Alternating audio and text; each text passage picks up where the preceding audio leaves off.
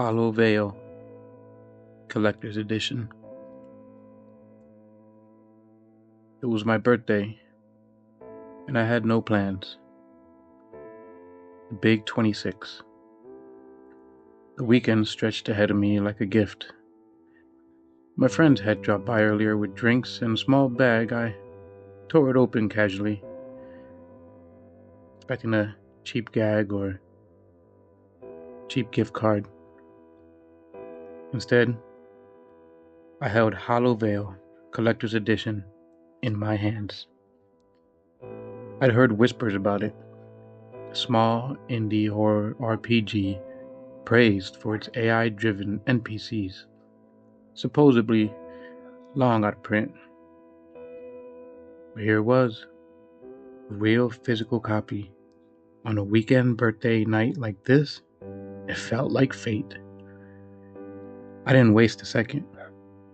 Grabbed my headphones, set up the PS5, dimmed the lights, and slid the disc in. The game started instantly. No load screens, no delays. Just the Vale, foggy, forests, abandoned farmhouses, and distant mountains stretching across the screen.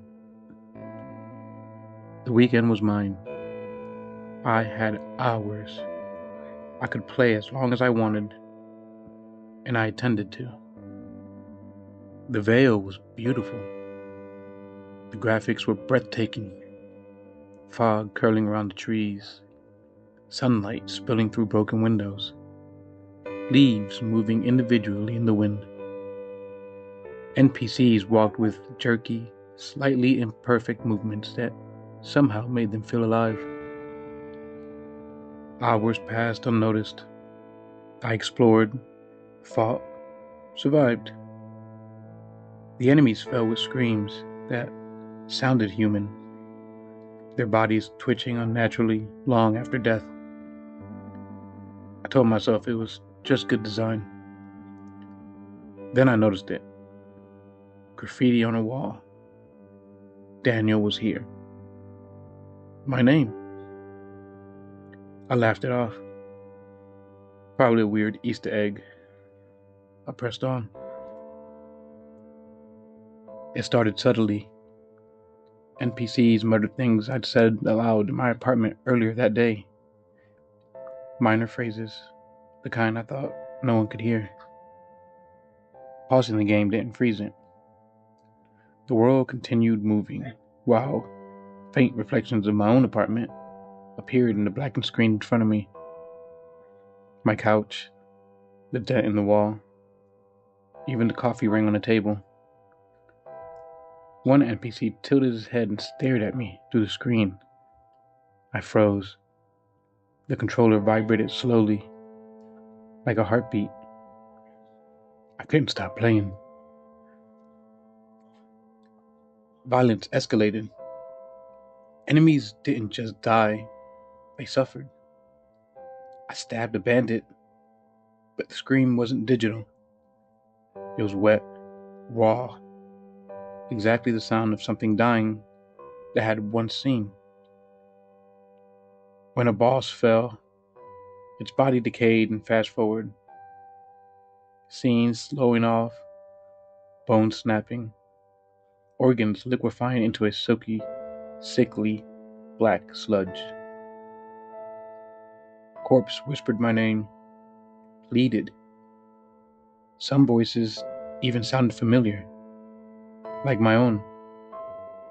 I dropped the controller. The NPC just stared, then whispered, "Pick it up." The first sign that this was more than a game came when I checked the save files. Multiple slots, all auto-named after real things in my life. Slot 1, bedroom, 3:15 a.m. Slot 2, phone, last call, mom. Slot 3, Daniel, watching. I hadn't made any of them. Then the video clips appeared. Short recordings of me, sitting at my desk, lying in bed, standing in the kitchen, angles no camera in my apartment could ever capture. And then it popped up, a new area unlocked. It was my apartment, perfectly mirrored but corrupted. The walls rotted, the windows boarded, shadows slithering. In the kitchen, an NPC version of me was slumped over the table, covered in blood, twitching. Eventually, the game forced a choice. Erase yourself. Preserve yourself. Under Erase Yourself, I saw myself, dead, in a grotesque, ever more detailed way. Under Preserve Yourself, my loved ones, trapped in a veil, flayed, screaming endlessly. I didn't move, but the game seemed to choose on its own. As it went over, I ran, ripped the disc from the console, and the PS5 went silent. My apartment looked normal, clean, solid. Sat there for a long time, breathing, listening, waiting for something to move. Nothing. Finally, I forced myself to stand, shoes on, keys in hand, stepped outside, locked the door behind me, and walked down the stairs. The night air hit my face like relief. I slid into my car, started the engine, and felt air rush into my lungs for the first time in hours. I was free, I told myself. But the whole drive, a single thought, gnawed at me. Did I leave the veil behind in that room?